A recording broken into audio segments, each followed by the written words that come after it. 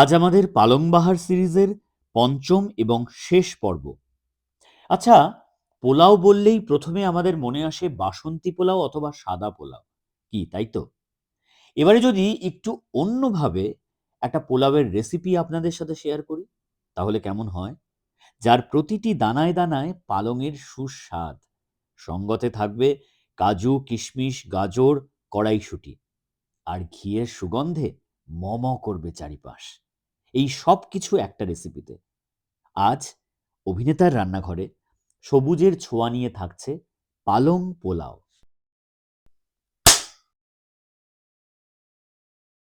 আজকে আমরা বানাবো পালং পোলাও। পালং পোলাও বানানোর জন্য আমি কি কি জিনিস নিয়েছি আপনাদের দেখিয়ে দিই। এখানে আমি হাফ কাপ চালের ভাত আগে থেকে বানিয়ে নিয়েছি এবং ভাতটাকেই থালার মধ্যে ছড়িয়ে রেখেছি যাতে তাড়াতাড়ি ঠান্ডা হয়ে যায়।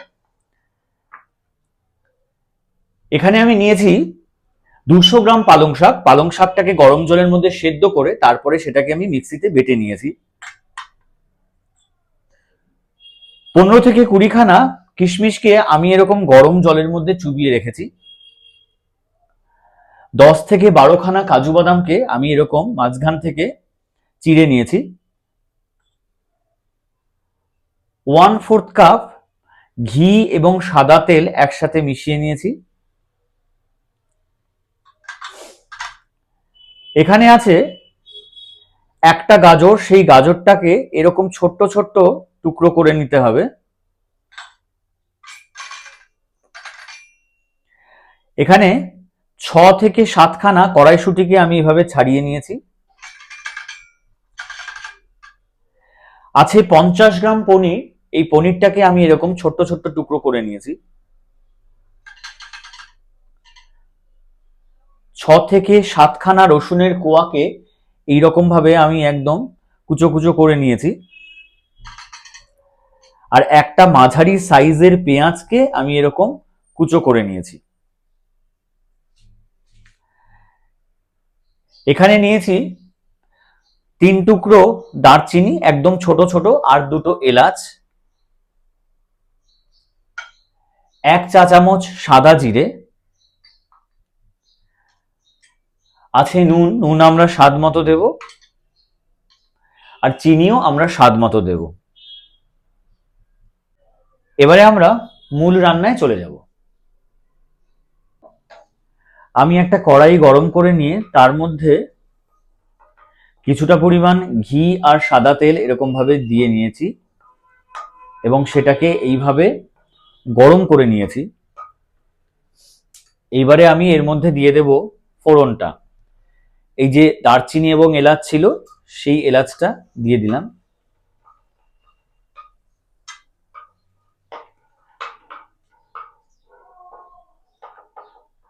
দিয়ে দেবার পর আমি একে একে প্রথমে দেব গাজর এবং তারপরে দিচ্ছি কড়াইশুঁটি।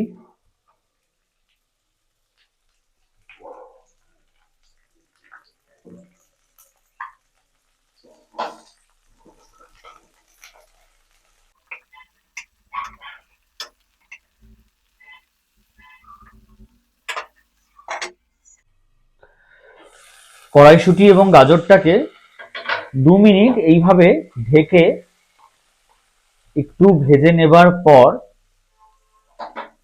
আমি এর মধ্যে দিয়ে দেব কাজু বাদাম।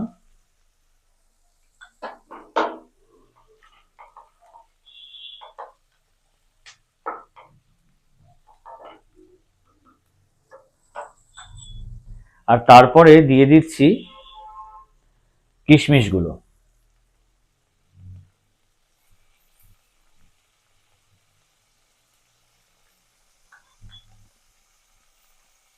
কিশমিশটা দিয়ে দেওয়ার পর আমি এর মধ্যে অল্প একটু নুন দিয়ে দিলাম।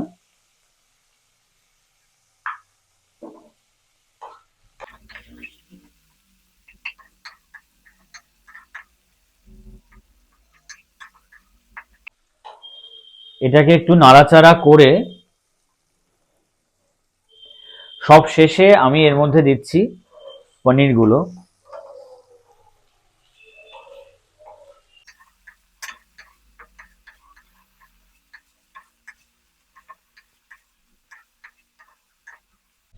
পনিরটা দেওয়ার পর এটা একটু ভাজা ভাজা করে নিয়ে এবারে আমি এগুলোকে তুলে নেব।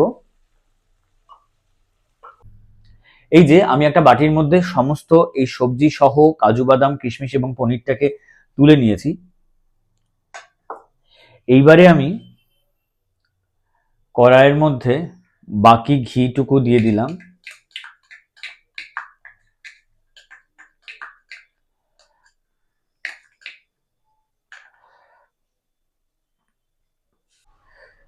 ঘিটা গরম হয়ে গেলে তার মধ্যে আমি প্রথমে দিয়ে দিলাম এই জিরেটা।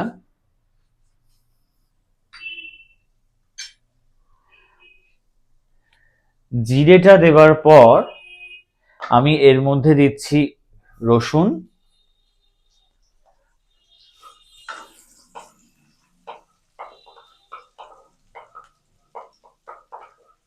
রসুনটাকে আমি একটু নাড়াচাড়া করে নেব। এইভাবে নাড়াচাড়া করে নিয়ে এটা থেকে খুব সুন্দর একটা গন্ধ বেরোবে। এরপরে আমি এর মধ্যে পেঁয়াজটা দিয়ে দিলাম।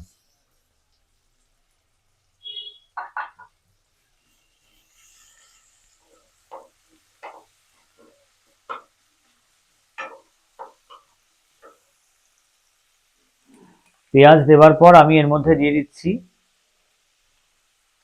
1 চা চামচ নুন,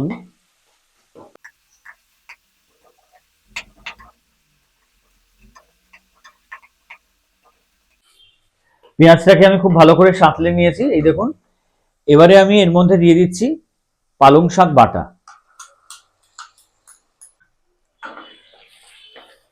এইবার খুব ভালো করে পালং শাকটাকে পেঁয়াজ সহ কষাতে হবে। এর মধ্যে আমি প্রায় 1.5 চা চামচ চিনি দিয়ে দিলাম আর দিচ্ছি আরো 1/2 চা চামচ নুন। এবার এটাকে খুব ভালো করে কষাতে হবে। এই যে দেখুন, 5 থেকে 7 মিনিট ধরে আমি পালং শাকটাকে খুব ভালো করে কষিয়ে নিলাম। এইবারে আমি কি করব, এর মধ্যে আস্তে আস্তে ভাতগুলো দেব।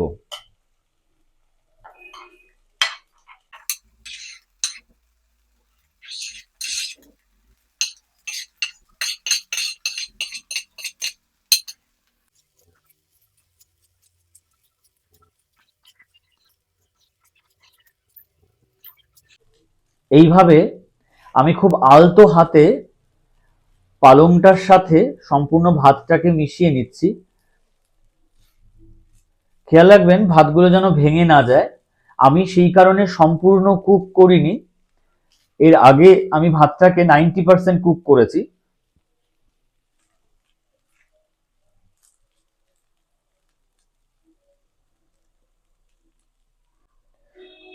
এইভাবে পালংটা মিশিয়ে নেওয়ার পর আমি একদম লো ফ্লেমে এটাকে 2 মিনিটের জন্য ঢেকে দেব।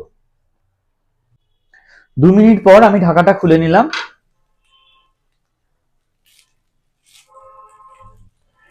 খুলে নেওয়ার পর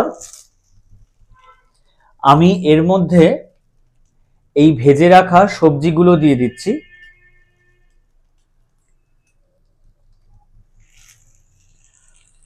এইবারে আবারও খুব আলতো হাতে এই সবজিগুলোর সাথে ভাতটাকে মিশিয়ে দিলাম।